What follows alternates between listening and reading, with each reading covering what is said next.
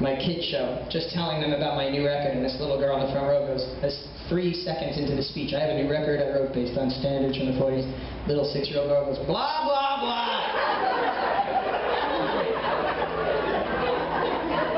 And when a kid does that, it's funny, there's no negativity at all.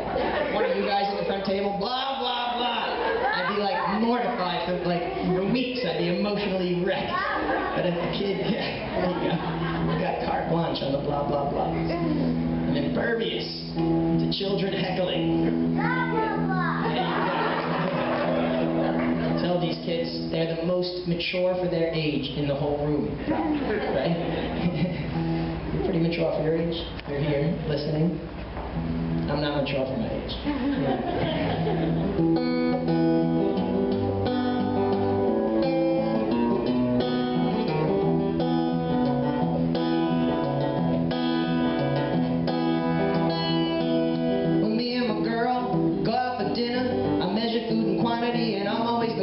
I'm eating half a salad, I'm drinking all her water. She says we'll split a pizza, but I know I'll have 3/4. She's a slow eater.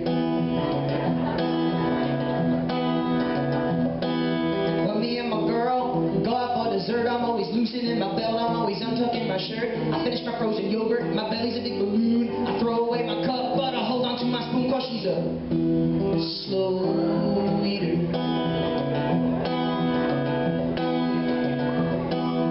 Almost 4 a.m. we've long since hit the sack. My baby wakes me up, she wants a midnight snack. My stomach is growling, she's glaring at me. The refrigerator is open, we just stocked it up this week. She's just a slow eater. My girl says to me, it's not good for your health to finish all your food and then eat everybody else's. She says I'm gonna choke, she says that would be rude. She says I should relax and stop inhaling all my food. She's just a slow eater. She's a slow eater. She's a slow eater. Slow eater.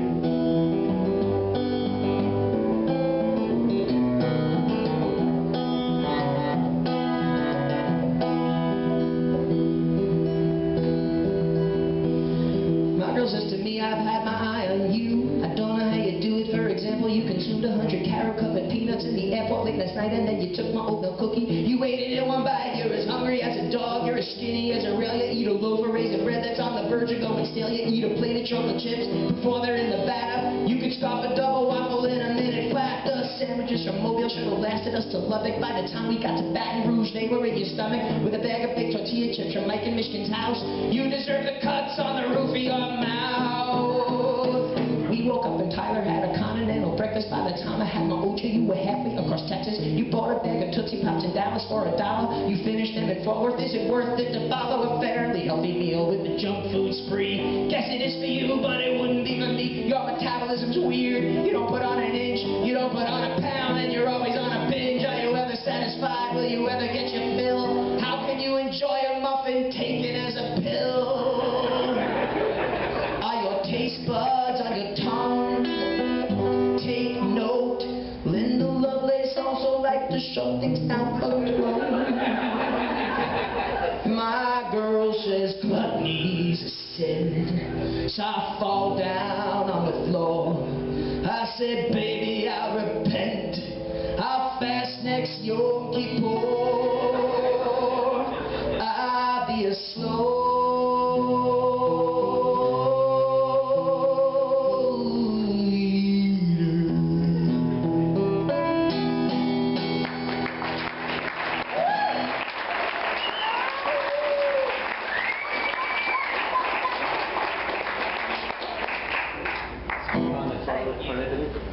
No one's prohibited. I don't even remember that one by heart. I'd have to read it off that. I'm not allowed to read 1 or 2 off that. It's very strict. This is the strictest show I have. Now let's see. We got one more song. I got 1,000 listed on there, but this is, I think it's past 9 according to this clock here. Time flew, right? Yeah, I'm going to do that one. Good suggestion, Mom. Now I know my nieces and nephews complained about getting up early for school, and I reminded them the other day. I said, well, I don't know if you told them. I reminded them through my sister. I used to get up about at 5 a.m., like an hour before I had to, just to go jogging before school with Stuart. Jerry, Stuart and I used to jog, maniacs at dawn before school. That comes into play in the course of this song. Anyway, thank you very much for coming to Temple Beth Torah. Thanks for sponsoring the show, everybody. Thanks, Susie and Rabbi Moskowitz. And I will hopefully be back. Well, I'll definitely be back Sunday for a kids show at 11 a.m. Do the same exact show. It's amazing how the kids are going to. And then I'll be back in July for some. So far, I got 3 gigs out in Sag Harbor, the same place I'm playing tomorrow.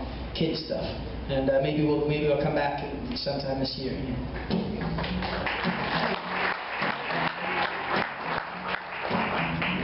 Now that song, Slow Eater, obviously took place a long time ago when my metabolism was a bit different. Because, you know, over time you realize, like for instance the other day I was looking at myself in the mirror. I was naked. I thought, I look pretty fat. I said, how did this happen? And I said, when did this happen? I never used to look like that. Used to be buff, I used to be ripped. I used to be mean. Used to be cut, used to be pumped. Sinewy and lean. Yeah, I used to be so cut. I used to be so buff. Used to get up every morning and jog 5 miles. 5 miles was never even enough. So I did 60 push-ups without stopping. 30 pull-ups all at one time. Then I'd do like 200 sit-ups. And not that good for your back, whippy kind. My sister Karen here is here tonight, but this song is about Jillian and I came home one time from college, I guess, in the summer. No, why would I be going to college in the summer? It must have been the late, early spring, maybe the mid, early fall, I don't know. But I was home and it was a balmy night, and what I was wont to do back then was take my guitar from my childhood. My 10-year-old guitar had a strap that was a shoelace, which made an impression like a tefillin mark on my shoulder. You put on tefillin in a really strange way. What's your custom? Where is it from? Ripping across your back. Anyway, so that's when I would walk around the block. So my little sister Jillian and I drank some beers and walked around the block with my guitar. My folks were going to sleep in their room, and you know, we said we're just going to take a walk around the block. Well, some detours happened, and this is what happened from my mother's point of view.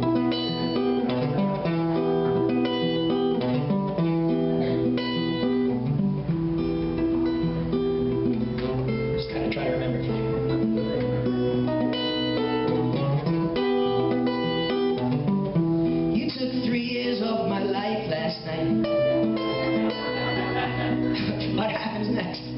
What if I just started it? I would know it. You took 3 years of my life last night. You didn't think of me at all.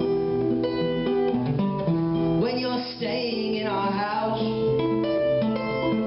the least that you could do is call. You're old enough to know better than to pull a stunt like that. We don't want to find you dead somewhere, like we found the cat. You said goodnight, we're going for a walk. We said where? You said just around the block. We dozed off reading the papers. Then we woke up with a start. 2.5 hours later, searched your rooms, you weren't there. I lost my cool, I checked the bottom of the pool, no sign of you, we were so scared. You took 3 years off my life last night. Yeah, we looked, but we couldn't find you. Someone was murdered. town last year while taking a walk around the block. Must I remind you, we live near a psychiatric ward, and they call it Pilgrim State. And every now and then you see it happening again. Some lunatic escapes. And I knew that you'd been drinking, had a funny feeling deep inside. All such awful thoughts I was thinking, like, dear God, let my children be alive. We made a right out of the driveway. We made a left on Hickory Hill. Tree Hollow Lane and Sarah Drive, we searched in vain. I thought for sure you'd both been killed. See, every house was dark and silent. For sure, every door was locked. There was one light, but it was coming from the court, and the court is not around the block. But we found you there in Helene's garage with her boyfriend and her brother. I nearly cried with relief you were alive. Instead I screamed at you because I'm your mother. How was I to know you'd seen her coming down the road and that you'd met her at her car? That you went down into her basement, drank beer, played ping pong and guitar, and talked about Pat Benatar and old video games, and played Harry Chapin's songs with Marilyn. You took 3 years off my life last night. What you did to me was wrong.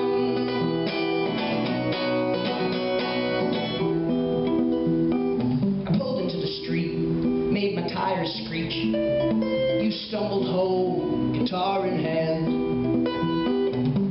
We got back under the covers, and over us you both did stand. You apologized and waited, then you defended what you did. You said you thought that we were sleeping, so you didn't call. Oh, just wait till you have kids.